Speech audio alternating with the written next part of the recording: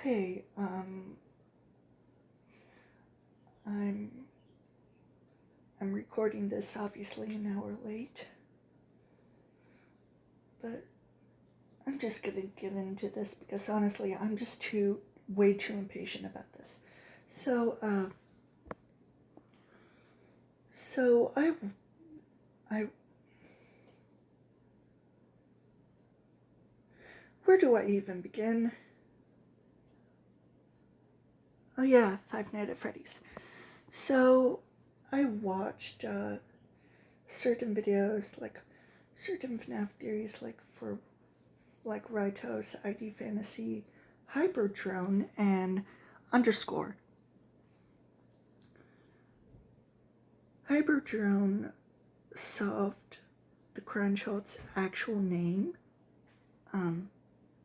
mostly.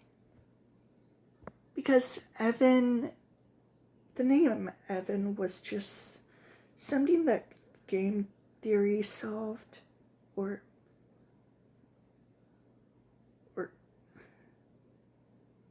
let's just say they just used that name because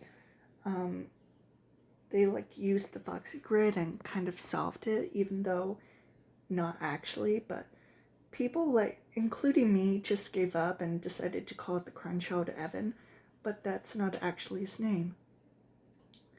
Now, I do remember Impulse Evan talk about the Crunchhold's name, and that, but basically, Crunchhold's name, if you put in the Foxy Grid of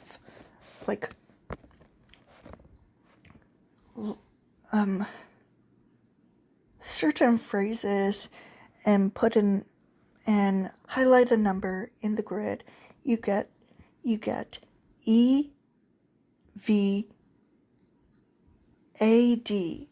and if you put it in reverse, it spells the name Dave. And Hyperdrone,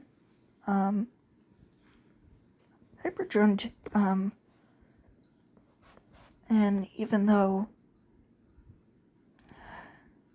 Evan did not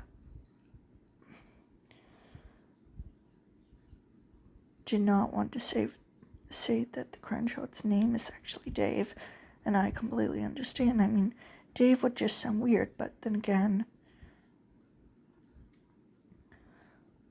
people also go with the name Evan due to the Fazbear Fright stories, and that honestly just doesn't sit right with me. I mean, it makes sense, but still, no.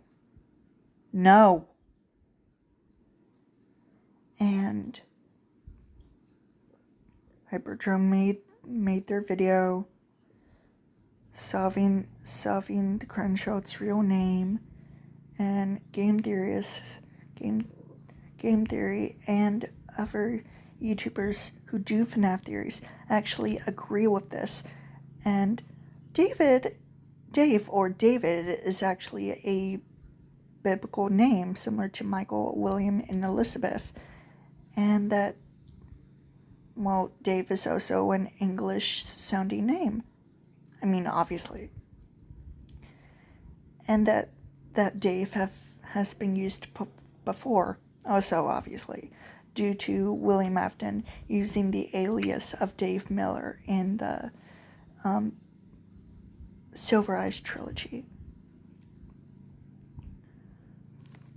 And even though Underscore said that Dave being the Crunchhold's real name is also not soft because of certain flaws, I just want to say that I also saw one of Underscore's theories about Burntrap being the mimic, and about this one thing where there's a handprint on the vent, and I'm just like, Mimic and Burntrap are not the same, because Burntrap has a human skull, and his endoskeleton is completely different. I mean, even other people, including Siri Squawks, I'm upset about it. And does Mimic have a human skull for a head? No. The only thing linking them together would be like an arm or something. And sure, that might make sense, but I'm just gonna call it a certain, like, I don't know, like, mistake, or like a certain character design that the people wanted to use. I don't know. And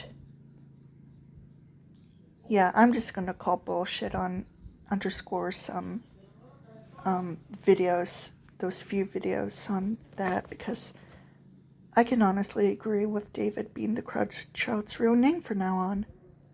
I mean, it's close enough. I'm just gonna go with David for now on, because unlike Evan, David actually makes a lot more sense. Okay, it doesn't matter. It doesn't matter.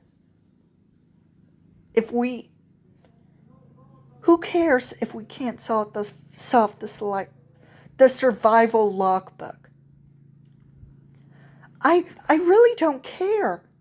It's just a book, and especially since I have seen certain articles saying that the Survival Logbook is not canon, and I'm just like, what? I'm sorry, what? Excuse me?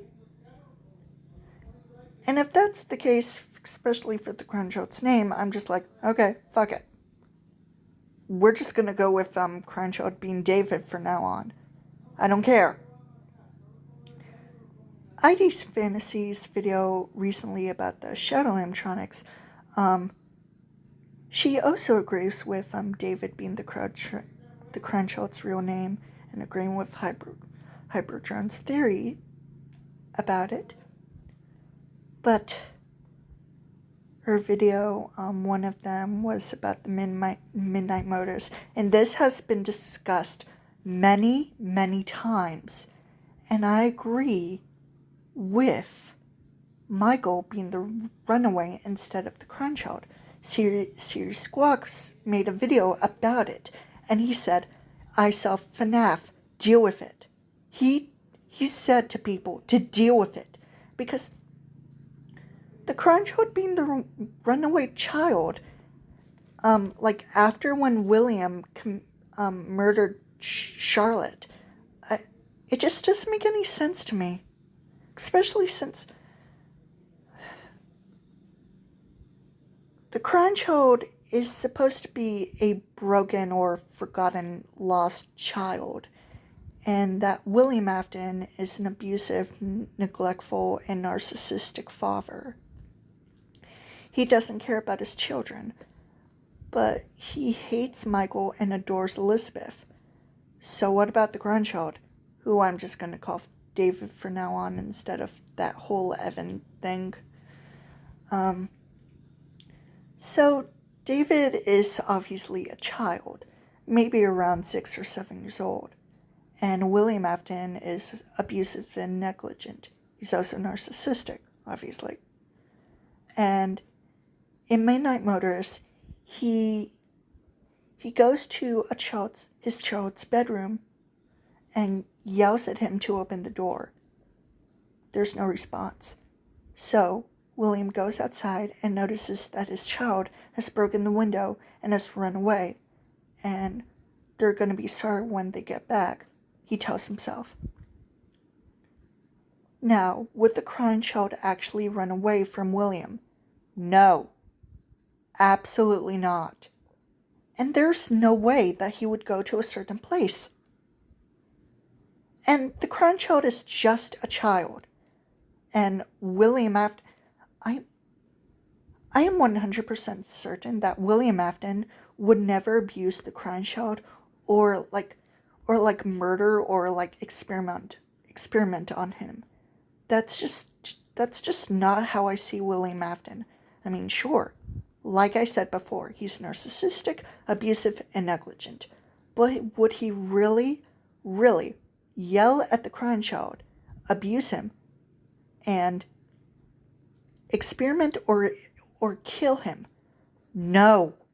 And I mean it. The crown child is just forgotten. Okay?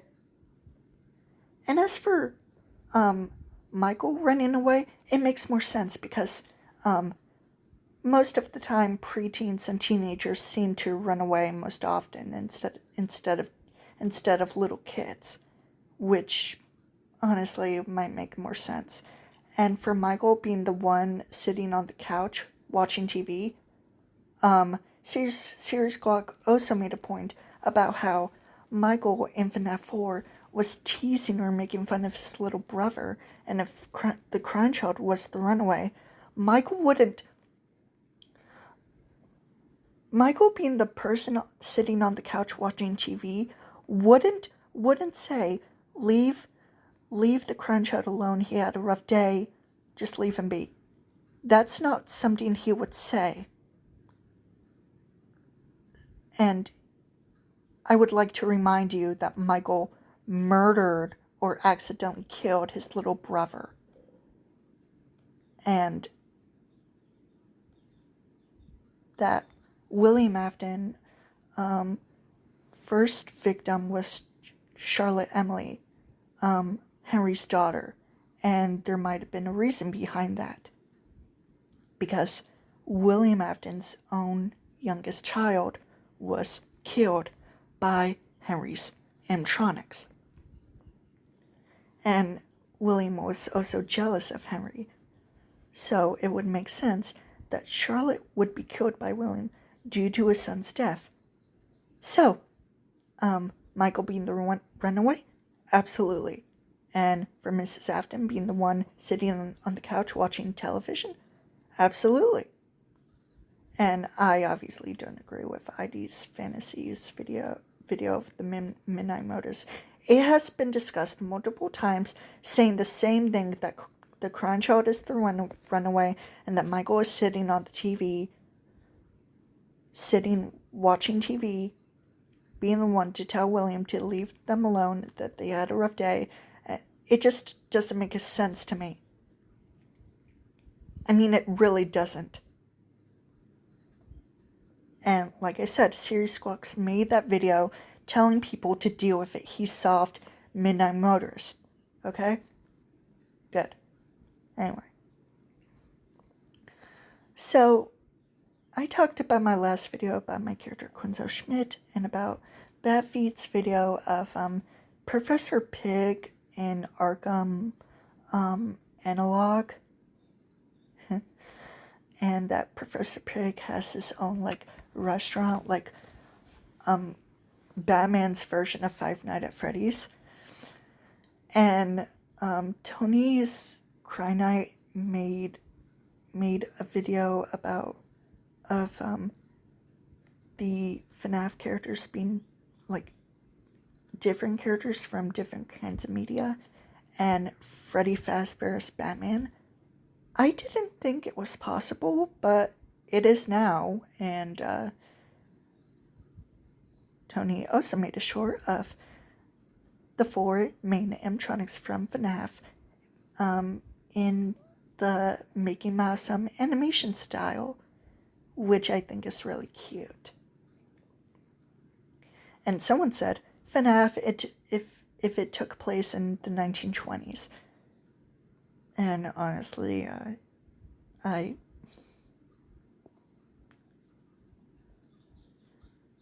yeah, I'm kind of rushing on this, but I hope to see you in the next video, and,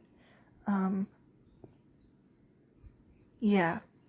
I hope you enjoyed this video, and if you didn't, that's totally fine. Bye. Bye.